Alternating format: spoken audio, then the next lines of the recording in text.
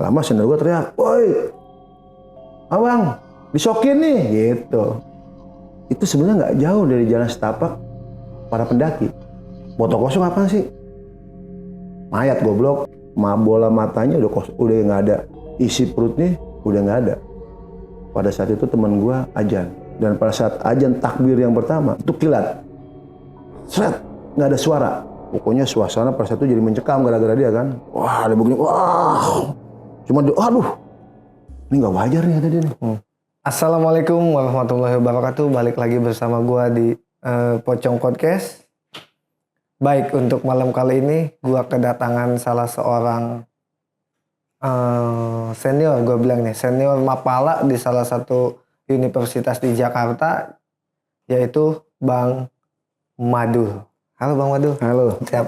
Sehat Bang Madul? Sehat. Alhamdulillah lancar aja nih ya. Lancar ya. Alhamdulillah. Ya gini gengs, Bang Madul ini kejadian di tahun 2001, betul 2001 ya Bang? Ya, sekitar tahun 2001. Nah di tahun 2001 Bang Madul ini sempat mengevakuasi salah satu jenazah atau botol kosong istilah pendaki itu di daerah trek mau ke Pangrango ya Bang? Iya, jalur Gadok. Jalur Gadok ya Bang? Iya, jalur Gadok.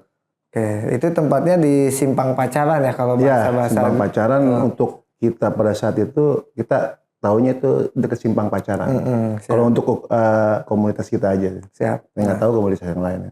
Nah itu, jadi sebelum ke alur ceritanya, alangkah baiknya gue akan mulai pukul gong dulu biar ceritanya lebih berasa ke kalian. Selamat mendengarkan Pocong Podcast. Bang Madul. Ya.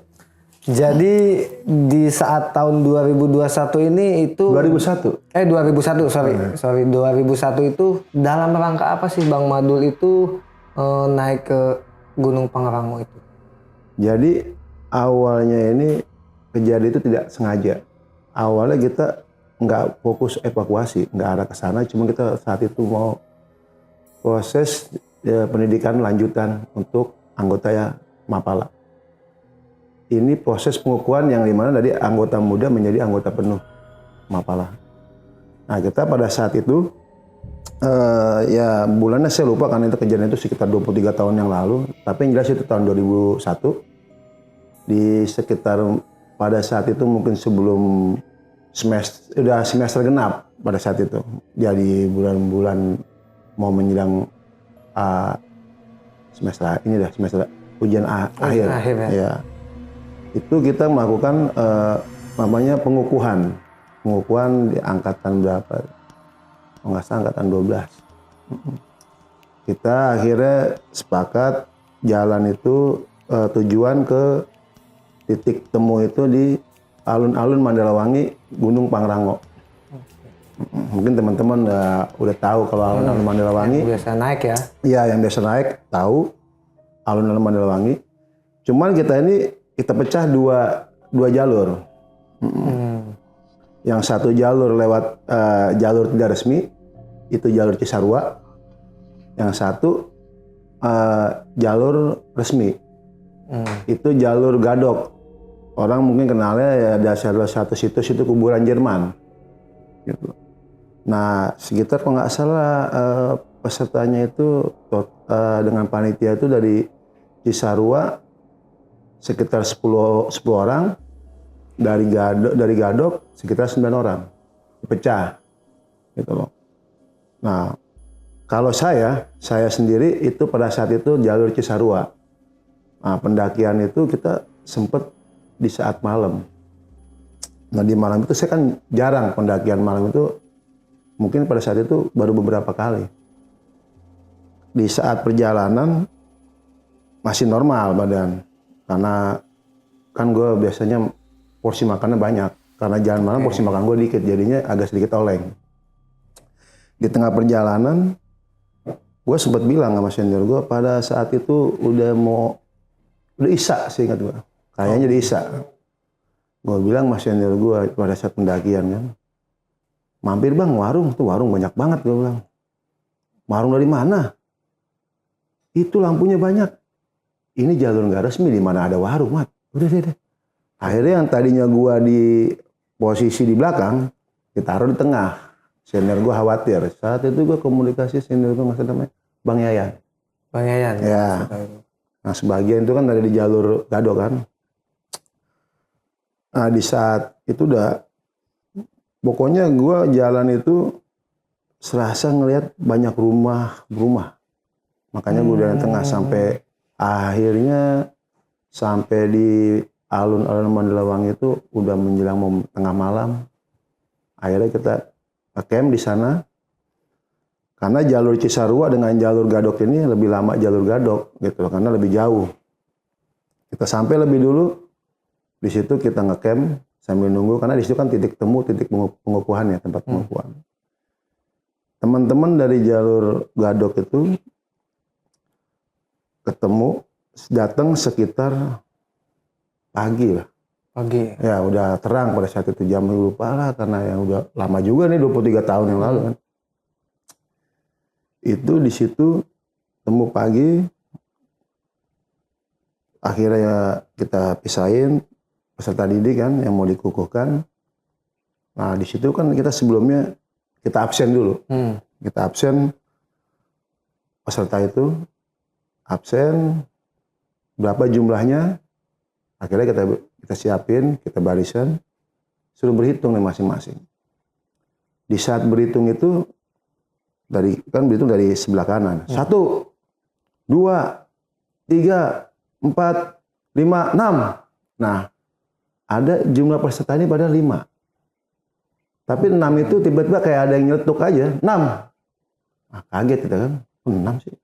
Bentar nih Bang, bentar. Berarti lu ini peserta didiknya cuman berlima ya Bang? Junior. Nah, berarti senior yang ikut ada Sekitar 14 orang ya. Total 19 orang 19 ya. kayak gitu ya, kurang lebih sekitar Nah, yang ikut sama lu nih berapa 10 orang itu totalnya laki semua atau gimana Bang? perempuan, lebih banyak perempuannya 2. Oh, di lu. Lakinya Makanya lu 1. jalurnya Ya, lebih banyak ya di situ. lebih banyak. Karena jalur itu kan di situ jalur perempuan karena agak lebih pendek. Yang jalur Gadok laki semua. Oke, Gitu. baik lagi Bang. Tadi yang pas saat berhitung tuh gimana Bang? Pas berhitung tadi kok jadi 6 gitu. Bertambah. Ulang lagi kan. Diulang lagi. Ada sautan lagi 6. Akhirnya kita nggak mau ambil pusing, kita hitung pakai tangan aja 1, selesai, 5. Karena kita nggak mau berpikir negatif, gitu. Karena kan paham gua dulu hal-hal gitu tahayul. Gitu. Lu Jadi sempet nggak percaya ya? Nggak percaya lah, namanya gue itu gue nggak tahayul, gue nggak yakin hal begitu. Gitu. Tapi pada saat gue ngumpulin peserta didik itu, dari kejauhan kan dia misah dengan, jadi tenda gue dengan tenda dia misah, ya jarak kira-kira sekitar 20 meter lah. Ini gue pribadi ya, saat gue ngeliat mereka kumpul, gue hitung. Nambah 1 gitu. Oke. Nambah 1. Itu siang apa malam Bang? Yang jelas itu terang posisinya. Matahari masih siang, ada. masih ada berarti? Masih ada. Masih terang kan? Iya, pada situ masih ada, terang. Sempet gue samperin. Lo teman-teman lengkap nggak? Lengkap Bang. Gue itu 5. Lu tahu semua Bang itu namanya siapa, mukanya gimana? Pada saat itu pesertanya namanya yang perempuan Santi, Ii, lakinya Eli, Maulana Yusuf, sama satu lagi siapa nih? Gue lupa nih. Gue lupa yang satu lagi, ada 5 nih. Laki pokoknya satu Laki lagi. ya. Nah itu gue lu. Cuma gue nggak ngambil pusing kan. Iya. Pada saat itu gue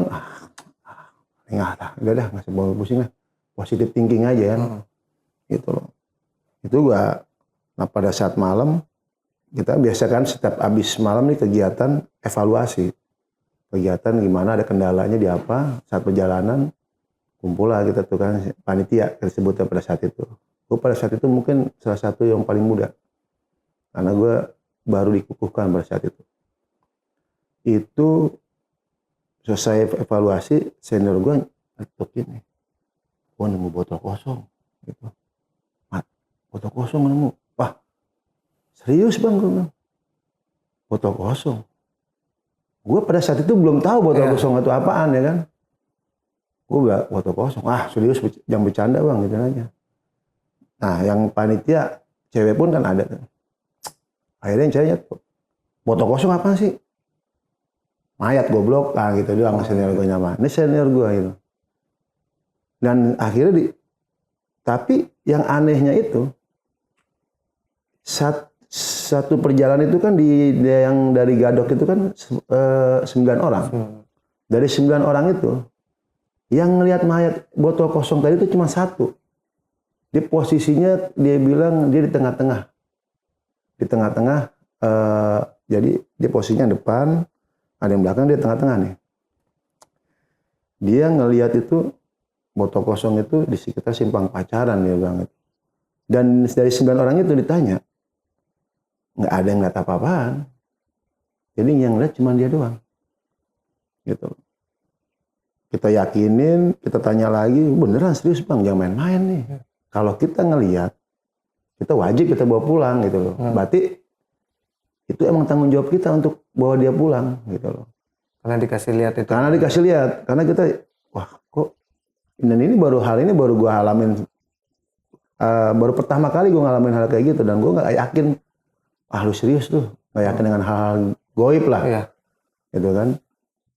Akhirnya kita sepakat, pada saat itu kita mau langsung evakuasi, cuman riskan gitu.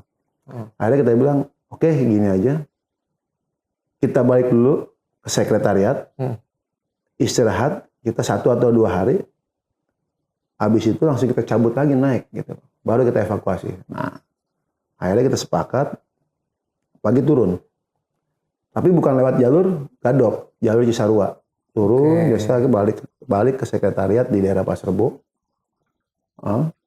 Kita istirahat kalau nggak salah sekitar 2 hari kemudian kita berangkat, tapi dengan jumlah orang yang berbeda. Oh, siap. Pada saat itu, tapi orang yang melihat, itu. yang melihat ini namanya Bang Iwan Kebo. Iwan Kebo, itu Iwan senior lu bang? Oh senior, dia jauh di atas gua, sekitar di angkatan keberapa ya, di angkatan ke-5 apa angkatan ke-4 itu. Senior lu tuh yang pokoknya gua lupa lah, pokoknya dia jauh di atas gua. Dia tetap ikut karena yang tahu kan dia, dia ngeliat dia, yang tahu posisi si mayat tadi tuh Bang Iwan Kebo tadi. Nah akhirnya kita jalan satu rombongan tuh, berapa orang ya pada saat itu ya?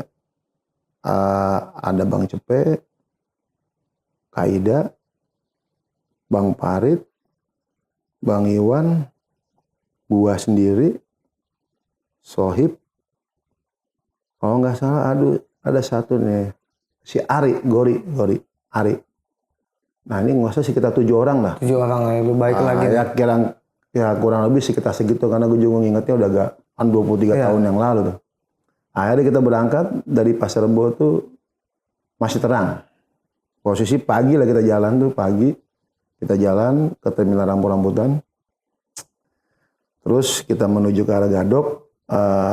Kita turun di puncak, arah ke puncak kan turun tuh dekat. Yang sekarang mungkin dekat apa?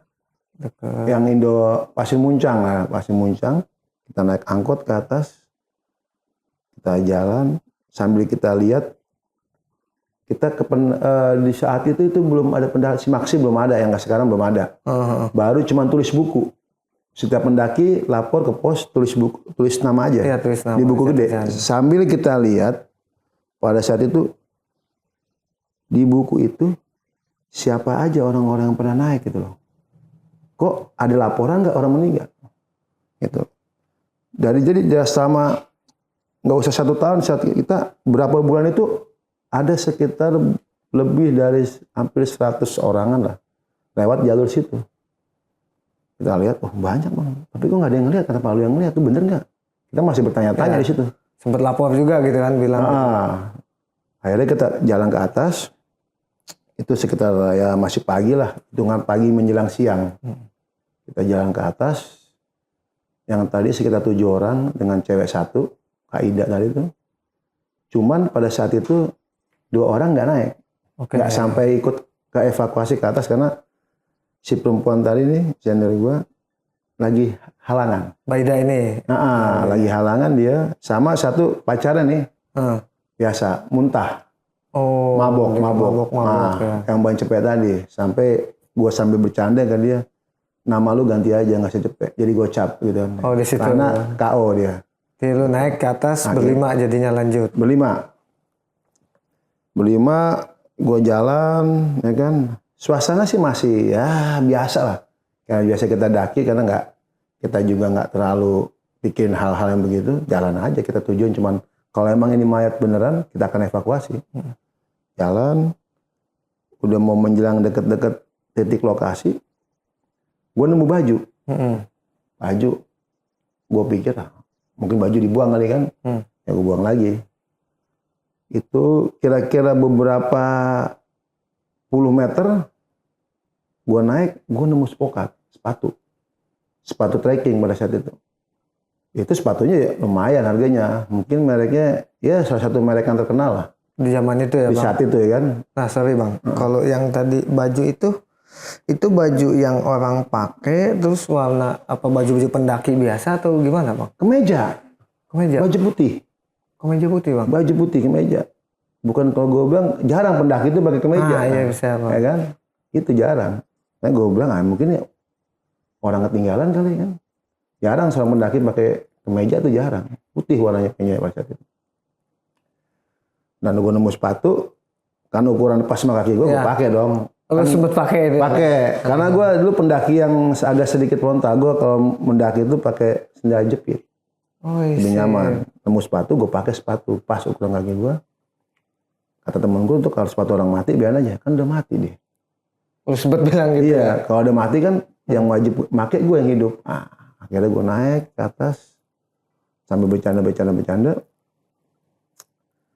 Lama sendal gue teriak, "Woi, abang, disokin nih," gitu.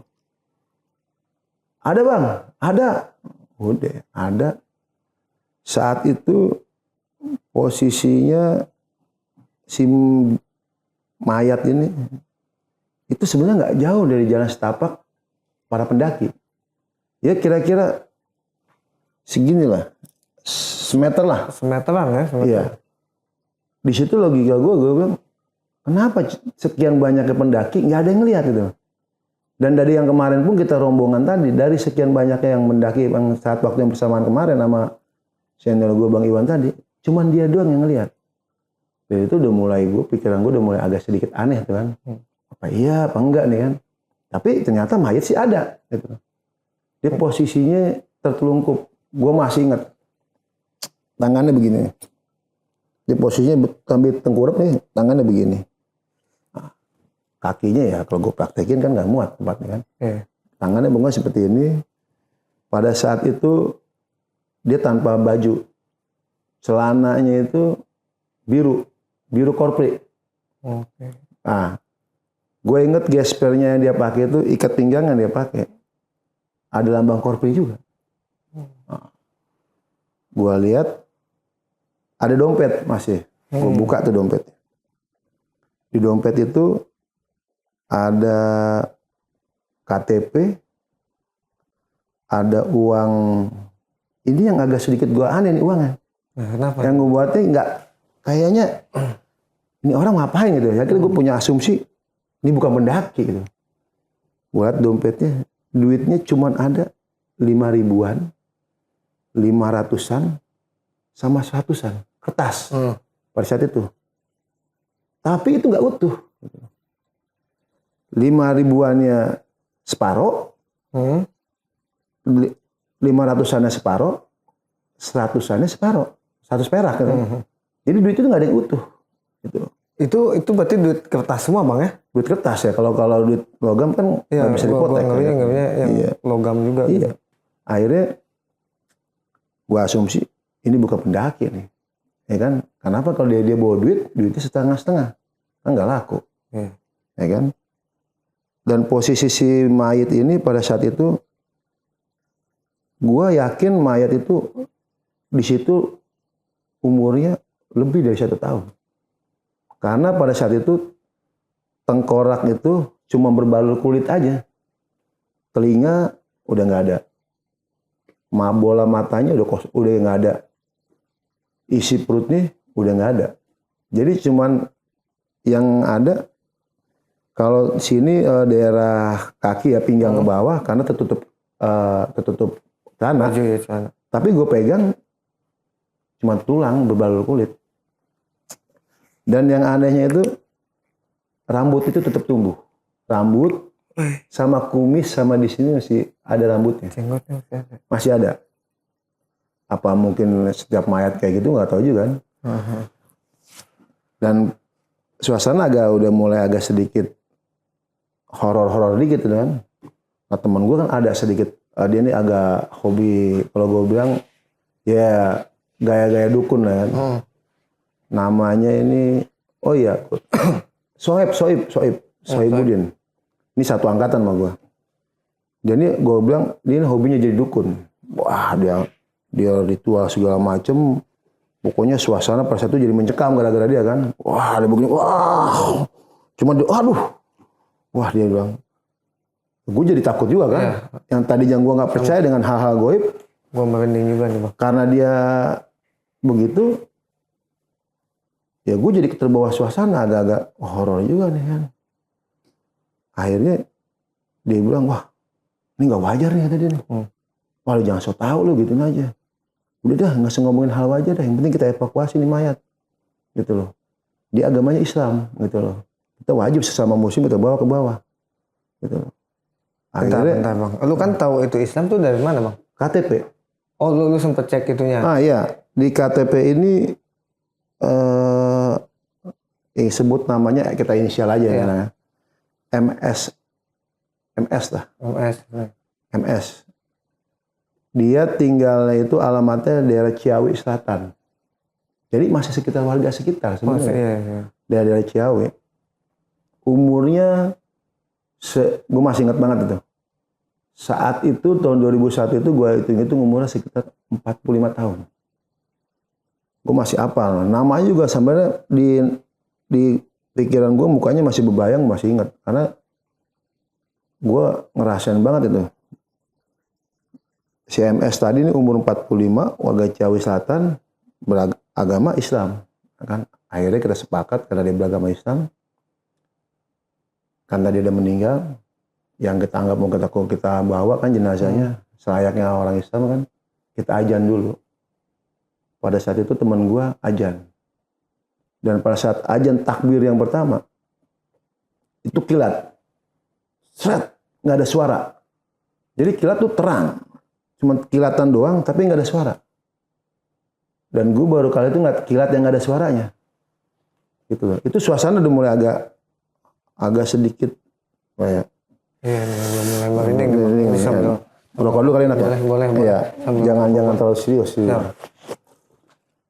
Jadi pada saat itu suasana udah mulai agak sedikit horor. Ya sih horor ini. Iya, karena yang tadinya nggak percaya dengan hal-hal goib, yang kalau menurut gua tahayul itu ya. Tahayul lah, ya kan? Akhirnya mau nggak mau terbawa suasana, merinding kita semua kan.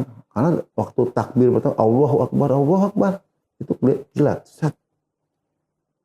Nah pas takbir yang kedua, kabut turun. Ini benar kayak di film-film gitu kan. Kabut itu turun, gelap. Suasana agak sedikit, udah mulai matahari ketutup, agak mulai gelap lah, agak remang-remang.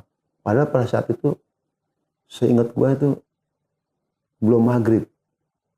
Tapi sekitar asar lah, sekitar antara jam 3 atau jam 4. Gitu. Sekitar jam 3 atau jam 4. Gitu. Selesai kita ajan, qomat. Jangan dulu ya. Ya boleh, rokok aja dulu bang, biar santai bang kita bang.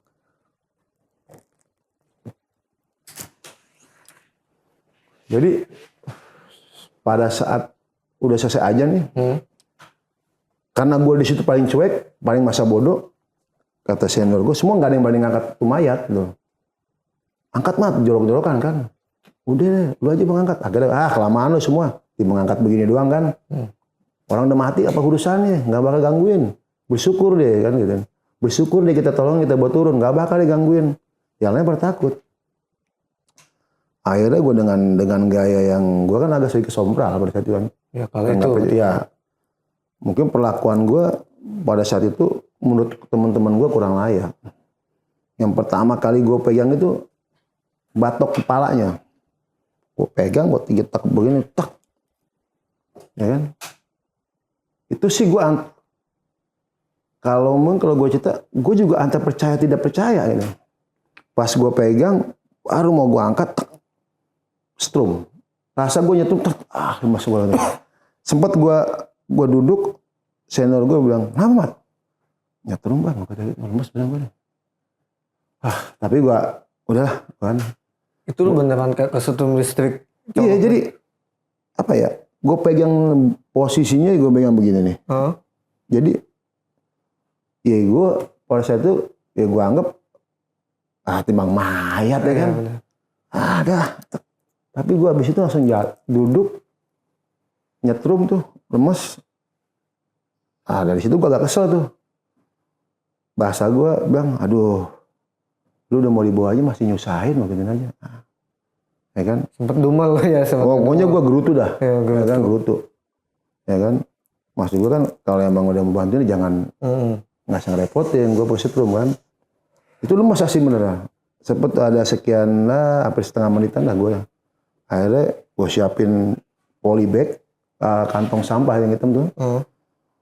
Gue masukin ke dalam keril, ransel pada saat itu. Kita masukin tuh pertama kepala yang gue pegang, gue masukin, gue taruh, ya kan. Jadi udah saat gue ambil batok kepalanya ini copot dari leher nih. Jadi copot dari leher. Nah akhirnya gue semua masukin tuh leher, terus kemudian lengannya, gue angkat lengannya copot. Jadi setiap persendian tulang itu copot semua. Jadi saking karena gue khawatir ada yang tertinggal, gue pelan-pelan gue masukin. Nah akhirnya gue sendiri yang masukin. Sampai terakhir tuh tulang jari ini kan copot juga. Itu gue pelan-pelan, jangan sampai ada yang tertinggal kan. Karena ada, kalau di daerah kampung gue, jangankan tulang gitu kan. Kadang-kadang ikatan kain kapal aja nggak ada yang boleh tertinggal kan. Akhirnya gue pilih, gue ambil satu-satu, masukin semua. Kira-kira gue bilang tanya, ada yang ketinggalan nggak nih? Oh nggak ada, udah ya udah. Masukin ransel, dan kebenaran pada saat itu nggak ada yang mau bawa itu ransel. Gua lagi juga yang bawa. Gua lagi yang bawa. Gitu loh. Karena semua pada takut gitu loh. Dan saat itu yang paling cuek masa bodohan gua. Gua juga yang bawa. Akhirnya gua bawa tuh.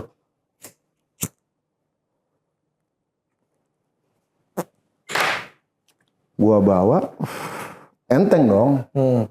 Soalnya pada saat itu si mayat itu pendek. Oh, nggak terlalu ini. Mungkin nggak segini gua lah. Segini gua mungkin sekitar 155 lah atau 160. Pendek, berarti kan nggak berat. Pertama gua bawa emang nggak berat. Itu akhirnya gua bawa turun lewat jalur yang sama saat gua daki kan. Nah pada saat gua nih yang bikin mencekam tadi nih, gue baru ingat, gue lupa itu. Saat gue megang kepalanya, gue nyabut, tek. Jadi, gue angkat batok kepalanya, copot, hujan. Itu jadi sama proses gue ngambilin si jenazah mayat tadi, ngumpulin tulang belulangnya, itu hujan. Hujan deras, buar. Nggak pakai gerimis lagi tuh. Hujan langsung bak, masih langsung dadakan gede gitu. Jadi, gue ngambilin tulang itu dengan keadaan hujan. Turun pun akhirnya gue turun dengan hujan-hujanan. Sebenarnya sih gue nggak ngerasa mencekam. Yang bikin mencekam itu pada saat apa ya? Tahu lah. La ilaha illallah. Jadi turun sambil baca tuh la ilaha illallah. Pada baca itu ya. Iya, saking takutnya kita. Jadi karena begitu jadi gue serasa makin horor nih suasana kan.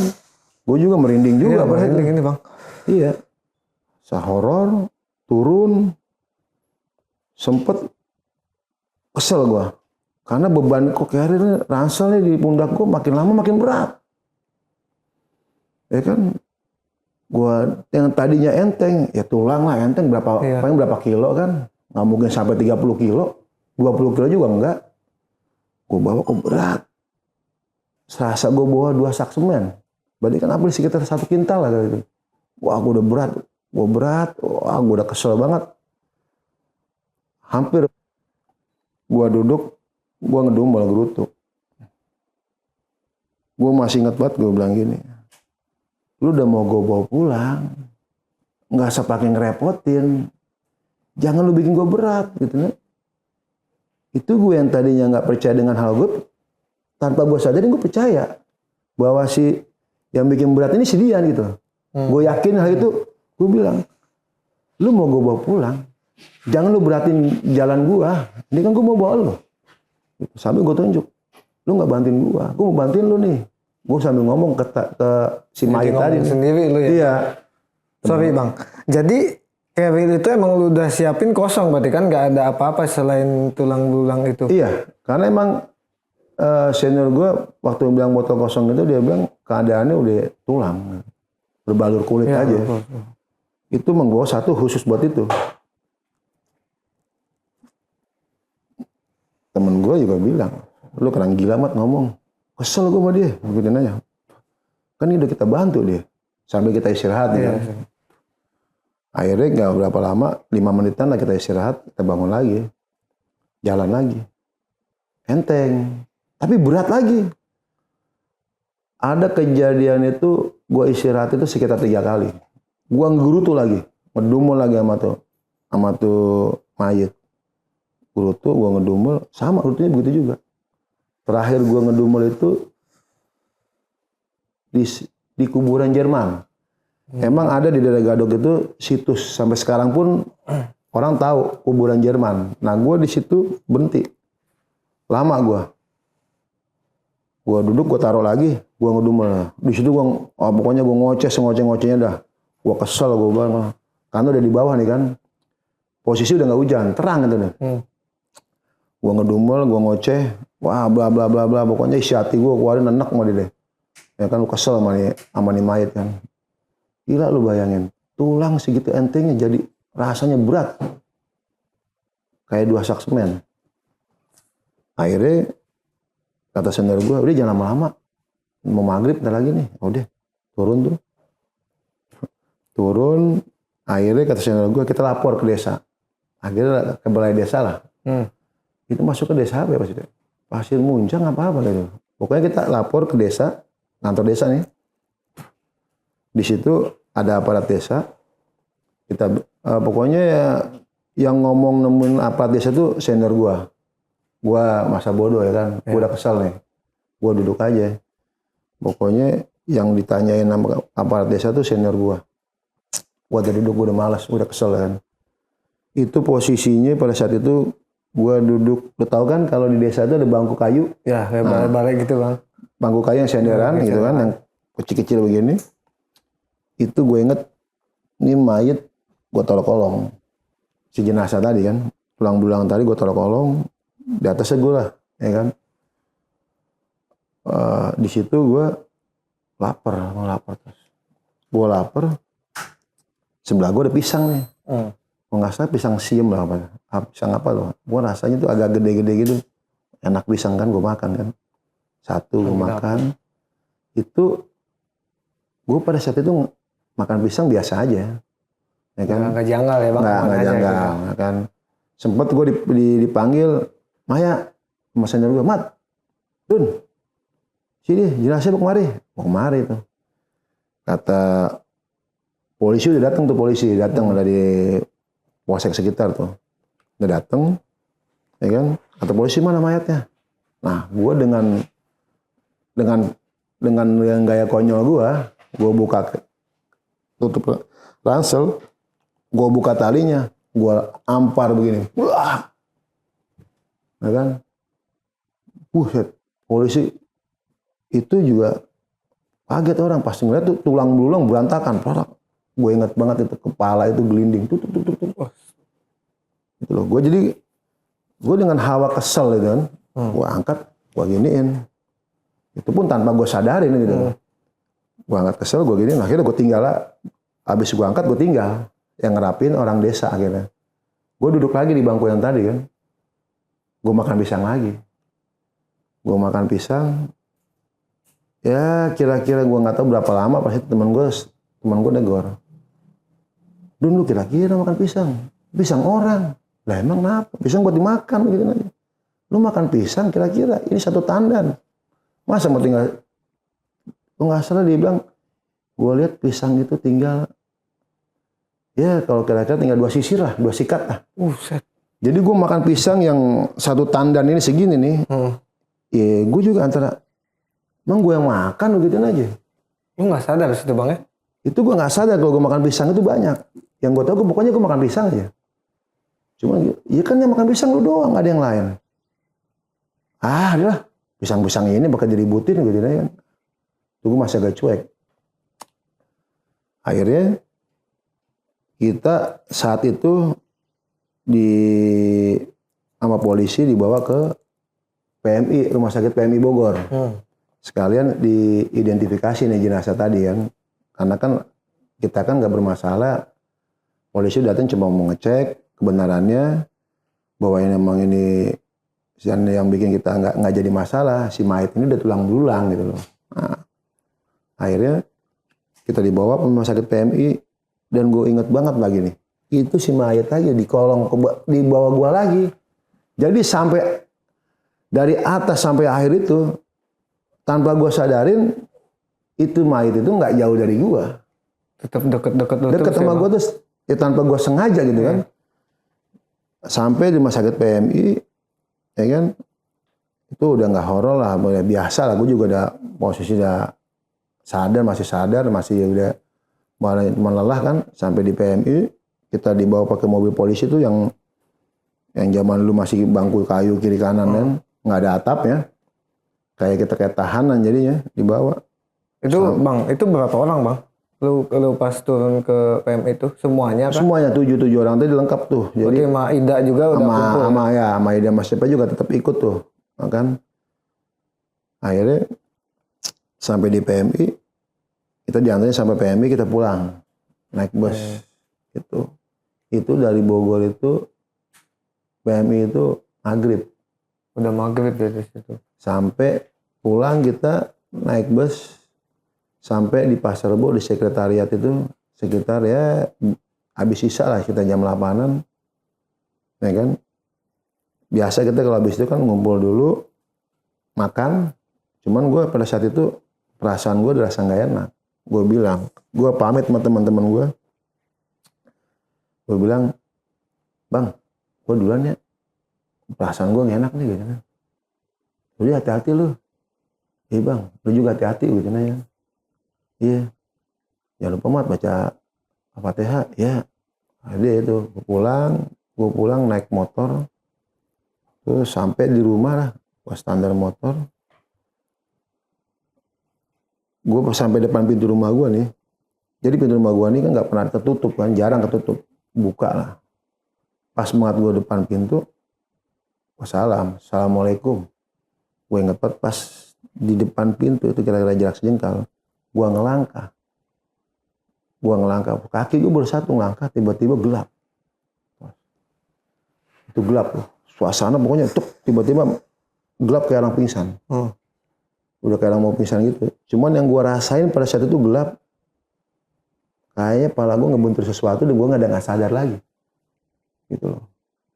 Itu jadi langsung kata-kata yang ngelihat emak gue nih. Almarhum nyokap gue. Dulu almarhum nyokap gue masih ada. Emak gue bilang, lu tuh abis Assalamualaikum mat, masuk itu. Udah langsung nukik. Kepala duluan. Dah gitu. Nyungsep gitu bang. Udah nyungsep. Gue juga pas sadar gue tuh bangun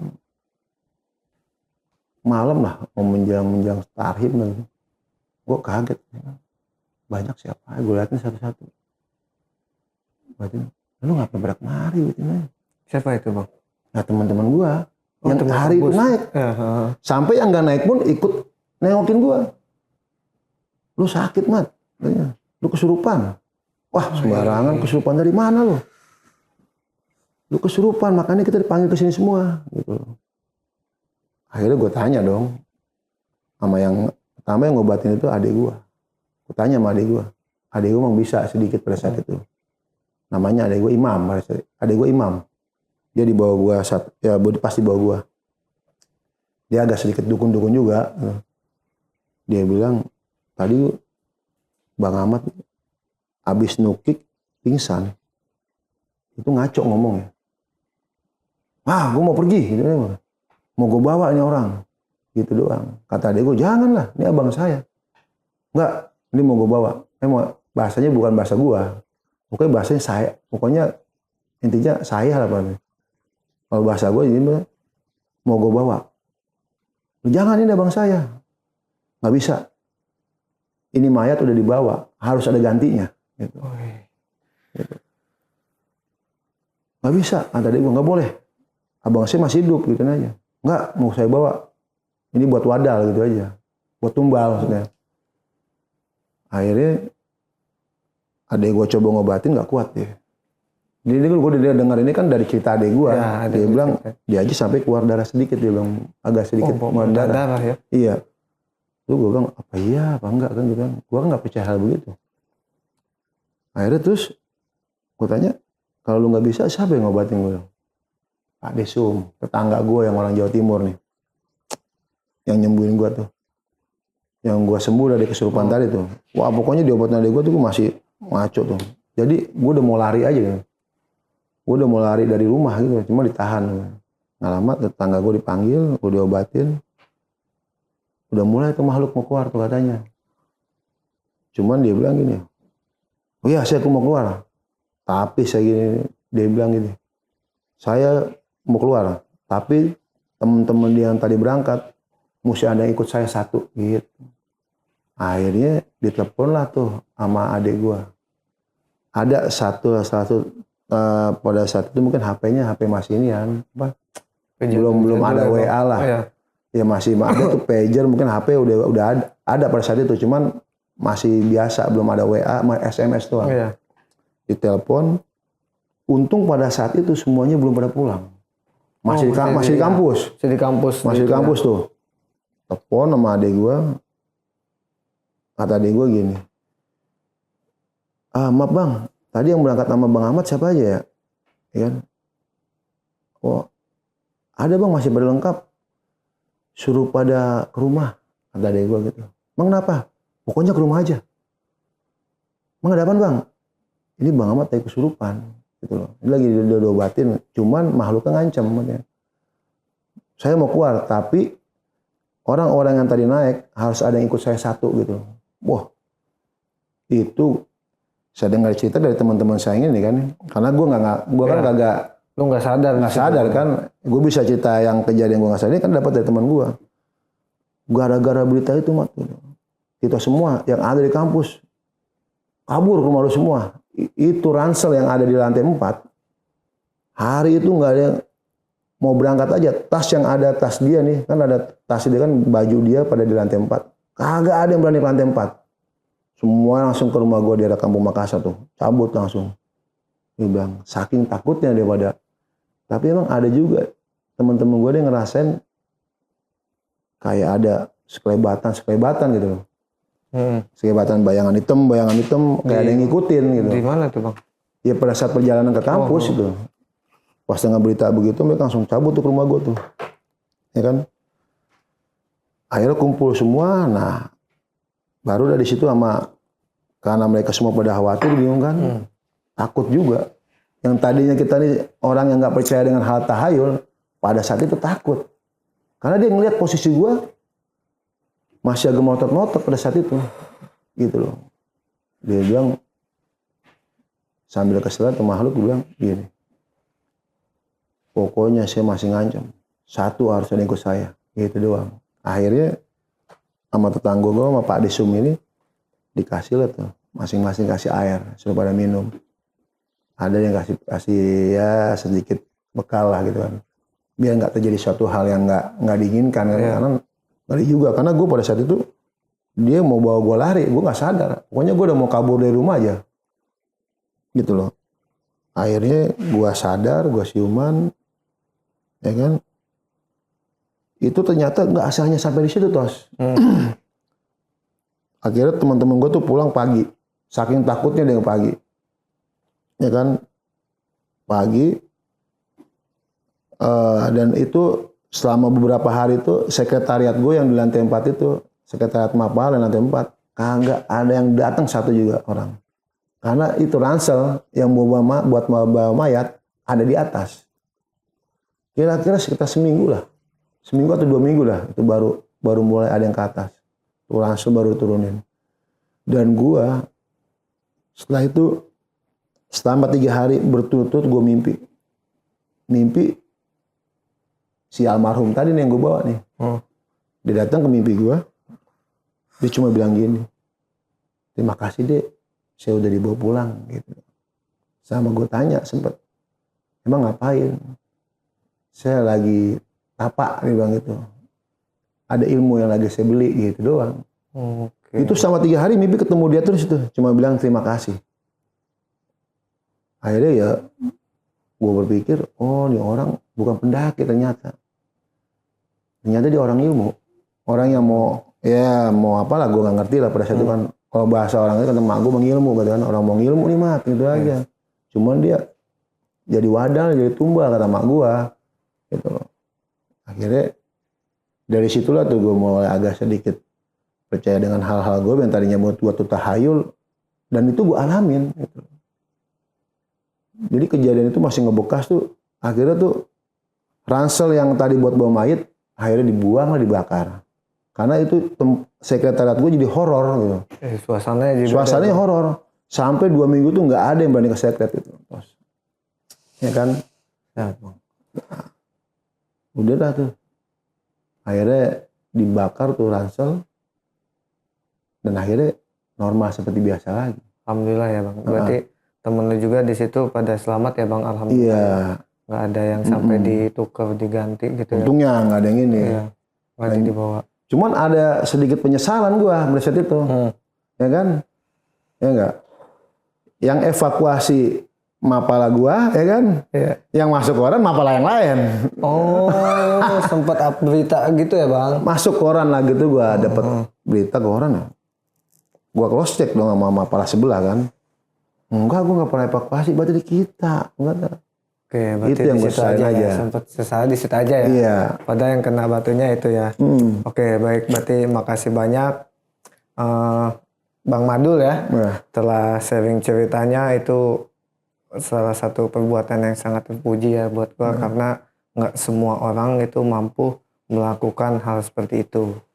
Dimana kita mau mengevakuasi jenazah yang ya kita juga belum kenal ya bang. Tapi sesama muslim ya kita, wajib itu kewajiban kita lah untuk mengevakuasi dimanapun mereka berada gitu. Apalagi dalam bentuknya posisi sudah botol kosong atau udah jadi mayat ya. Baik, bagi Pocong Podcast dimanapun kalian berada, semoga di malam kali ini kalian dapat banyak hikmah sekali ya. Karena nggak semua kita lagi posisi ngedaki gunung atau niatnya lagi mendidik Mapala itu ya. Itu sesuai dengan keinginan kita. Siapa tahu di saat kalian berada dimanapun, kalianlah akan menjadi sebagai seorang tugas ya bang di situ. Itu bisa jadi tugas buat lu ya bang ya, yang terpilih, yang tadinya Bang Madul ini tidak percaya dengan hal-hal goib yang dianggap dia secara tahayul. Tapi kenyataannya beliau dibuktikan langsung secara nyata dengan hal-hal seperti itu ya bang. Iya benar-benar. Oke, baik Pocong Podcast. Nah untuk malam kali ini itu salah satu kisah inspiratif banget ya dari Bang Madul. Semoga kalian juga banyak punya pengalaman dan kisah-kisah menarik. Jangan lupa di DM di kolom sini Pocong Podcast. Nah tapi ingat, klik tombol subscribe dan komen juga di bawahnya ya. Serta kalau kalian nggak pengen takut sendirian, boleh di-share ke teman-teman kalian. Biar Pocong Podcast ini juga yang lain bisa menonton ya gengs. Oke? Sekian dari gua Santos, Pocong Podcast. Assalamualaikum warahmatullahi wabarakatuh.